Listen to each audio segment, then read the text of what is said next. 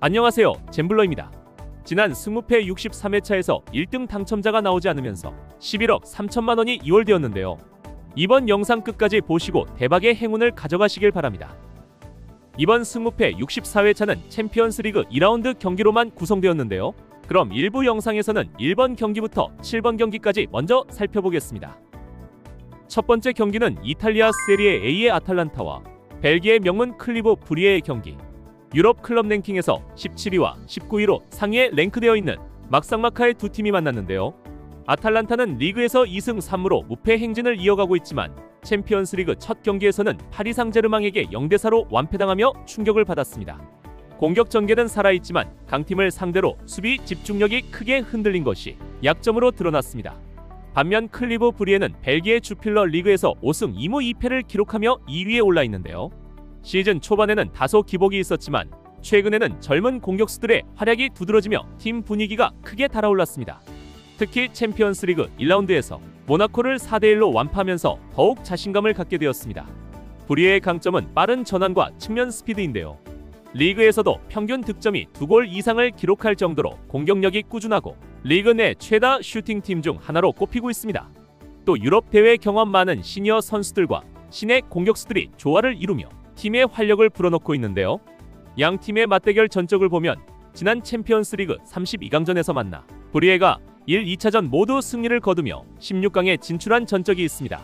최근 기세가 한층 올라와 있고 상대 전적에서도 앞서는 클리브 브리에가 이번 경기도 돌풍을 일으킬 가능성이 높아 보인다 할 수 있을 것 같습니다.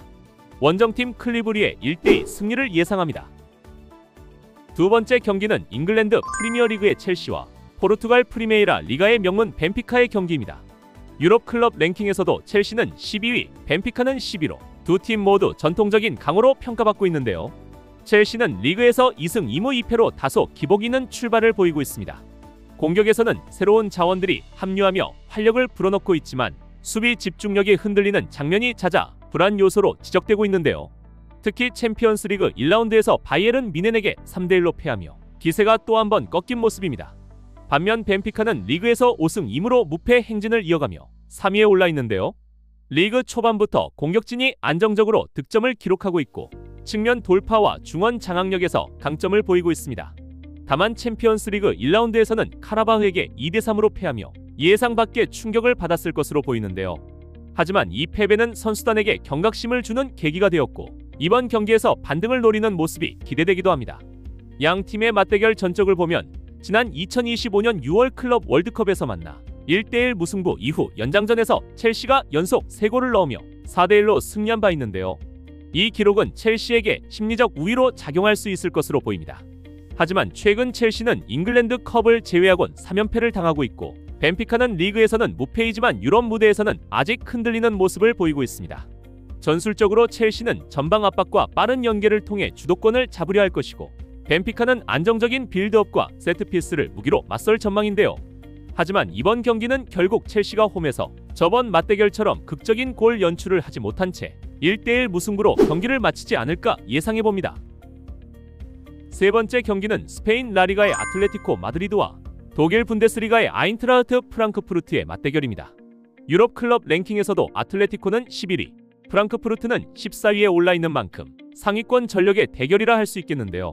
아틀레티코는 리그에서 3승 3무 1패로 5위에 올라 있습니다.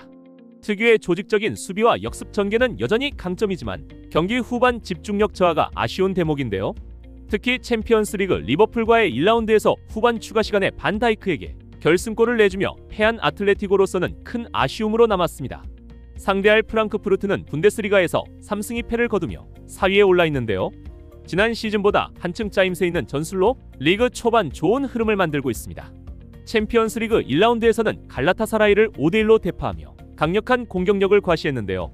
특히 전방에서 활약한 스트라이커 브루카르트와 미드필드 자원의 연계가 유럽 무대에서도 통한다는 것을 증명했습니다. 두 팀의 맞대결은 이번이 첫 만남인데요. 전술적으로 아틀레티코는 안정적인 수비와 중원 장악을 통해 경기 주도권을 가져가려 할 것이고 프랑크푸르트는 적극적인 전방 압박과 빠른 전환 플레이로 상대의 균형을 무너뜨리려 할 것입니다. 최근 흐름과 기세를 감안하면 아틀레티코는 홈 2점을 바탕으로 승리를 노리지만 프랑크푸르트의 화력 또한 만만치 않아 치열한 접전이 예상됩니다. 예상 스코어는 아틀레티코 마드리드의 2대1 승리와 함께 반대로 프랑크푸르트의 1대2 원정승도 함께 예상해보겠습니다. 네 번째 경기는 노르웨이 보데 글림트와 잉글랜드 토트넘 호스퍼의 경기. 유럽 클럽 랭킹에서는 보데 글림트가 36위, 토트넘은 25위로 전력 차이가 크지 않은 흥미로운 한판인데요. 보데 글림트는 노르웨이 리그 최강팀답게 꾸준한 득점력과 탄탄한 조직력을 보여주고 있는데요.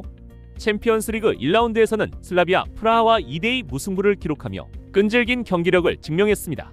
특히 홈 경기에서는 압도적인 분위기와 강한 피지컬을 무기로 삼는 팀입니다. 토트넘은 프리미어리그에서 3승 2무 1패로 4위에 올라 있으며 안정적인 출발을 보이고 있는데요. 챔피언스리그 1라운드에서는 비아레알을 상대로 1대0 승리를 거두며 기분 좋은 출발을 알렸습니다. 수비의 안정성과 빠른 역습, 그리고 쿠두스와 오도베르트 같은 측면 자원에 돌파가 위력을 발휘하고 있습니다. 양 팀의 맞대결 전적을 보면 지난 2025년 5월 유로파리그에서 두 차례 만나 토트넘이 보데글림트를 상대로 두 번 모두 2점차 승리를 거둔 바 있습니다. 전술적으로 보데글림트는 강한 압박과 홈 관중의 응원을 무기로 토트넘을 흔들려 할 것이고, 토트넘은 빠른 전환과 개인 기량을 앞세운 역습으로 경기 주도권을 가져가려 할 것입니다. 하지만 토트넘은 이 경기 3위로 리즈와 리그 원정 경기를 치러야 하고, 보데글림트가 홈에서 강한 면모가 있고 득점력도 뛰어난 점을 고려한다면 홈팀이 2대1의 승리를 거두는 시나리오가 가장 유력해 보입니다.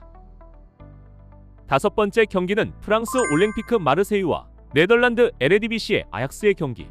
유럽 클럽 랭킹에서는 마르세유가 41위, 아약스가 35위로 중상위권 팀들의 흥미로운 격돌인데요. 마르세유는 리그에서 꾸준히 상위권을 유지하고 있지만 챔피언스리그 1라운드에서는 레알 마드리드에게 1대2로 패하며 아쉬움을 남겼습니다. 경기 내용에서는 선전했지만 결정적인 순간 마무리 부족이 드러난 것이 패인의 원인이었는데요. 원정팀 아약스도 리그에서 4승 3무 무패로 3위를 기록하며 안정적인 성적을 이어가고 있는데요. 젊은 유망주들의 활약과 공격적인 전술 운영으로 득점력이 꾸준한 팀입니다. 하지만 챔피언스리그 첫 경기에서는 인터밀란에게 0대2로 패하며 조직력의 허점을 노출했는데요. 수비 집중력 부족과 빌드업 실수가 큰 약점으로 드러났습니다. 양 팀은 지난 2023년 맞대결에서 마르세유가 1승 1무로 우위를 점한 바 있는데요. 이 기록은 마르세유에게 자신감을 주지만 반면 아약스의 입장에서는 서력의 기회가 될 듯 싶습니다. 전술적으로 마르세유는 중원 장악과 측면 돌파를 통해 기회를 만들고자 할 것이고, 아약스는 빠른 패스 전개와 젊은 공격수들의 돌파로 승부를 걸 전망입니다. 이번 경기는 두 팀 모두 공격 성향이 뚜렷해 치열한 득점전이 예상되는 가운데 제 예상 스코어는 2대2 무승부가 제일 유력해 보이고, 다음으로는 마르세유가 홈 2점을 안고 2대1로 승리하지 않을까 예상합니다. 여섯 번째 경기는 튀르키예 수페르리그의 갈라타사라이와 잉글랜드 프리미어리그의 리버풀의 맞대결. 유럽 클럽 랭킹에서도 갈라타사라이가 48위, 리버풀이 5위에 올라 있어 전력 차이가 분명히 보이는 한판인데요. 갈라타사라이는 리그에서 7연속 전승으로 선두를 달리며 압도적인 성적을 기록하고 있습니다. 공격에서는 이카르디와 일마즈 같은 핵심 자원들이 꾸준히 득점을 올리고 있는데요. 하지만 챔피언스리그 1라운드에서는 프랑크푸르트의 1대5로 대패당하며 유럽 무대 경험과 수비 집중력 부족이 그대로 드러났습니다. 리버풀은 프리미어리그에서 5승 1패로 선두를 달리고 있는데요. 슬로트 감독 특유의 개겐프레싱 전술과 빠른 전환이 여전히 위력을 발휘하고 있습니다. 챔피언스리그 1라운드에서는 아틀레티코 마드리드를 상대로 3대2 승리를 거두며 강호다운 면모를 입증했는데요. 특히 모하메드 살라와 그라벤베르흐가 공격에서 꾸준히 결정적인 장면을 만들어주고 있습니다. 두 팀은 오랜만에 맞붙는 대결로 최근 맞대결 기록은 없지만 리버풀이 유럽 무대 경험과 전력에서 한 수 위인 것은 틀림없어 보입니다.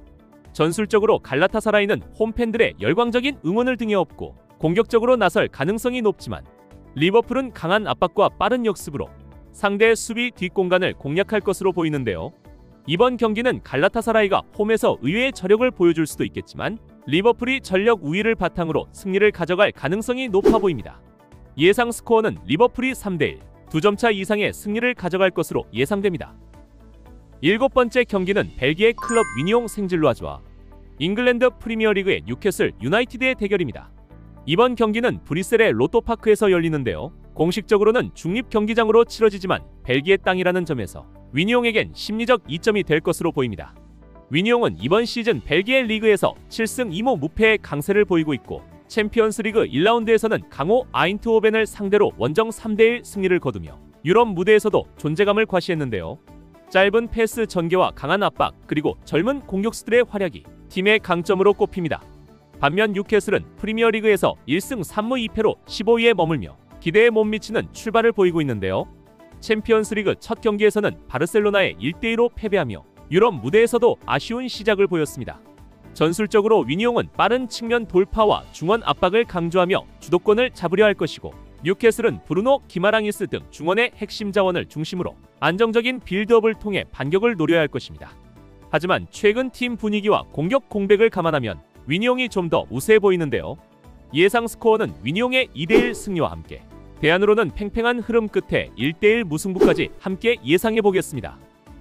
이상 64회차 첫 번째 경기부터 7번째 경기까지 일부 영상을 보셨는데요. 나머지 경기 2부 영상은 멤버십 회원 전용으로 공개하겠습니다. 아래 가입 버튼을 누르고 들어오시면 간단하게 회원 가입하실 수 있습니다.